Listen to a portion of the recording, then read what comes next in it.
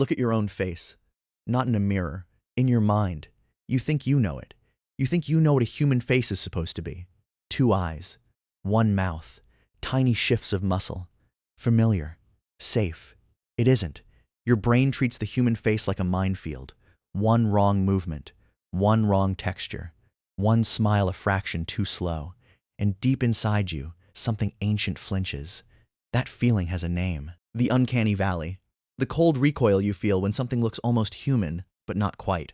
A doll, an android, a digital face, a mask that seems to breathe. You call it discomfort. Your body calls it a warning. And that raises a brutal question. Why would evolution bother building that warning into you at all? You fear spiders because some can kill you. You fear the dark because predators hunt there.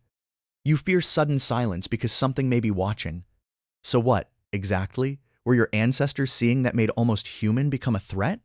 What walked the earth before cities, before writing, before memory itself, that taught your nervous system to fear the counterfeit person?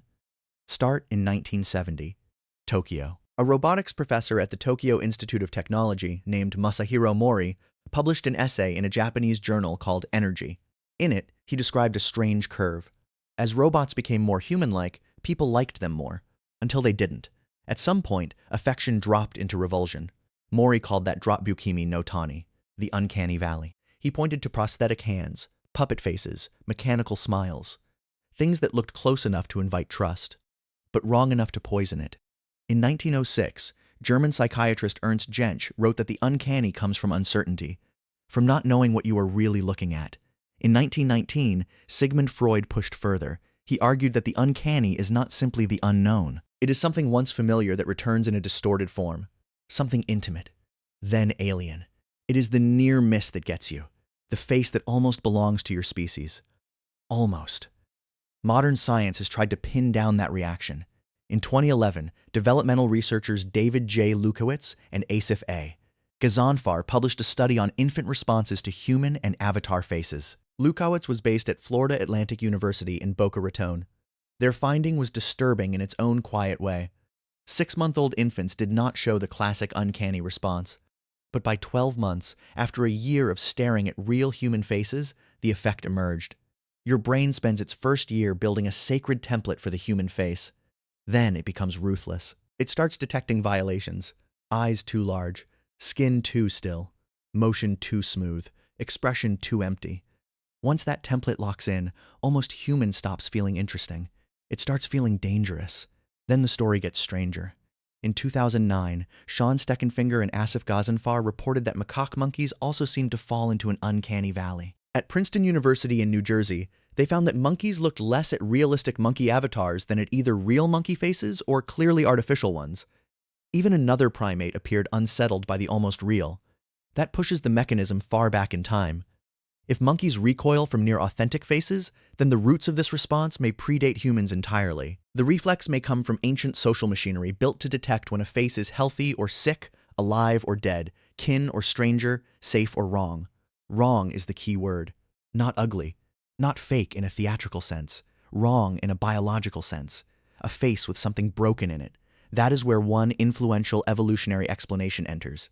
In 2010, Mahdi Mohammed, Musa, and S.M. Minhas ud-Din argued in biological theory that the uncanny valley may be part of a broader danger avoidance system, not a special fear of robots, a much older defense, a mechanism tuned to detect cues of illness, contamination, genetic abnormality, or compromised vitality.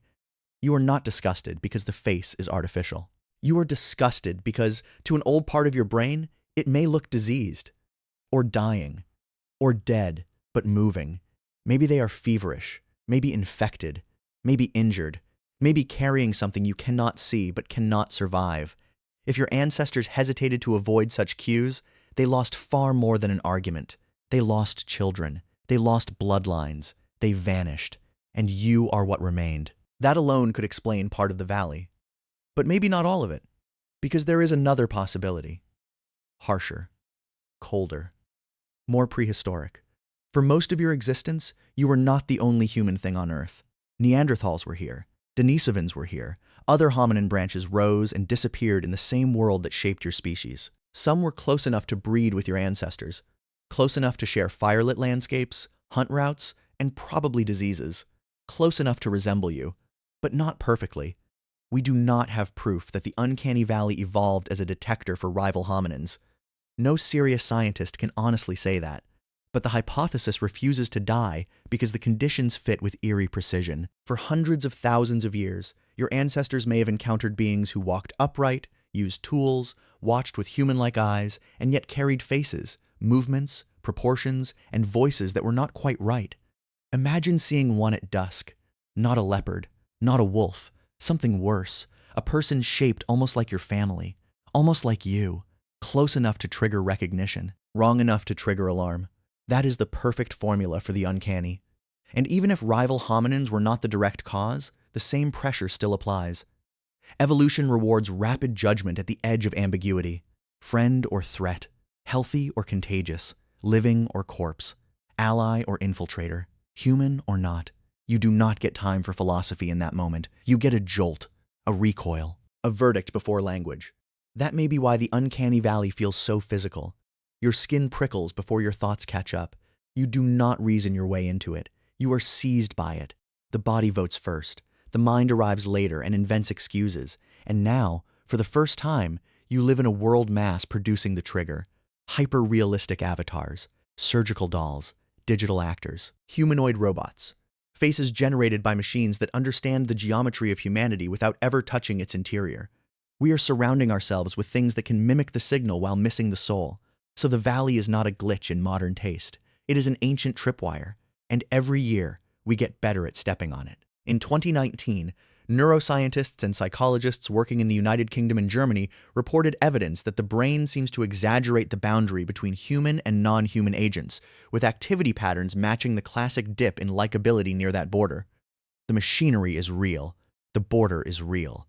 Your discomfort is not a cultural accident. It is written into the way perception becomes judgment, which means the Uncanny Valley is not just about robots.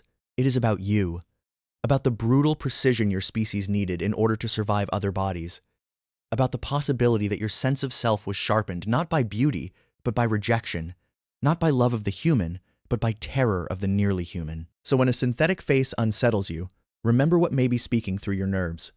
Not a modern opinion, an ancient witness. A survivor from a world where one wrong face in the firelight could mean infection, deception, exile, or death.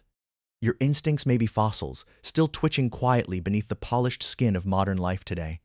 You are not just seeing the Uncanny Valley. You are falling through a crack in your own evolutionary memory. And whatever first carved that crack into your species may be gone now. Or it may simply be waiting for its reflection to look back at you again.